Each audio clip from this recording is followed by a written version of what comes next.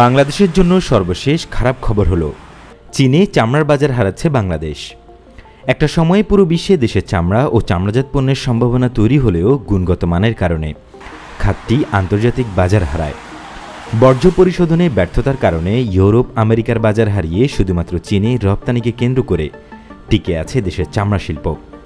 এখন গুণগত মানের কারণে চীনীয় রপ্তানি বাজার হারাতে বসেছে বাংলাদেশ। গত কয়েক বছর ধরেই দেশটিতে চামড়া, চামড়াজাত পণ্য ও পাদুকার রপ্তানি ধারাবাহিকভাবে কমছে।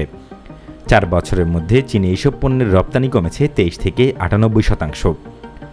বাংলাদেশ রপ্তানি উন্নয়ন ব্যুরো বা ইপিবির সূত্রে এই তথ্য পাওয়া গেছে। ইপিবির তথ্য পর্যালোচনা করে দেখা গেছে যে চীনে চামড়া, চামড়াজাত পণ্য ও পাদুকার রপ্তানিতে সবচেয়ে বিপর্যস্ত অবস্থায় রয়েছে চামড়াজাত পণ্য।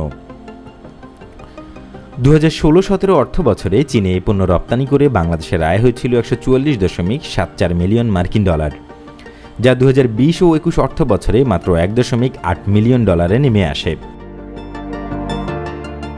চীনের সম্ভাবনাময় বিশাল বাজারে রপ্তানি বাড়াতে চামড়া, চামড়াজাত পণ্য ও পাদুকার মান উন্নয়নের পাশাপাশি বাংলাদেশি উদ্যোক্তাদের চীনের সঙ্গে যৌথভাবে শোরুম স্থাপন, বাংলাদেশি ব্যবসায়ীদের ভিসা প্রদানের সাময়িক স্থগিতাদেশ প্রত্যাহার এবং চীনের আমদানি রপ্তানি এক্সপো গুয়াংজুর ক্যান্টন ফেয়ারে অংশ নেওয়ার উপর জোর দিয়েছে বাংলাদেশ দূতাবাস।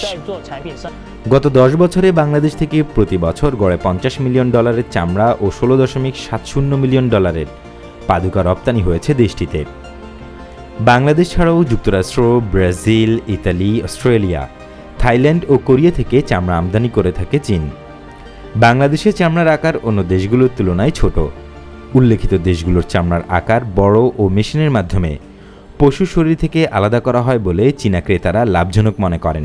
চীনের ক্রেতারা প্রতিযোগিতামূলক দামে গুণগত ও মানসম্পন্ন বেশি দামের চামড়া কিনতে আগ্রহী। চীনসহ বিশ্ববাজারে বাংলাদেশি চামড়ার রপ্তানি বাড়ানোর জন্য বাংলাদেশের শহর এবং গ্রামে মেশিন ব্যবহার করে পশু জবাই এবং চামড়া আলাদা করতে হবে। চীনের স্থানীয় উৎপাদনকারীরা অপেক্ষাকৃত কম দামে নিখুঁত পণ্য সরবরাহ করতে পারায় বাংলাদেশ থেকে একই দামে চামড়াজাত পণ্য ও ফুটওয়্যার আমদানিতে আগ্রহী নয়।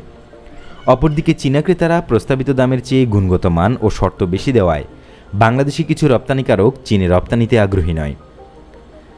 দিন দিন চীনে বিশ্বমানের পণ্যের চাহিদা বাড়লেও দেশটিতে বাংলাদেশি ব্র্যান্ডগুলোর কোনো বিক্রয় কেন্দ্র না থাকাও রপ্তানি কমে যাওয়ার একটি কারণ বলে মনে করে চীনে বাংলাদেশি দূতাবাস।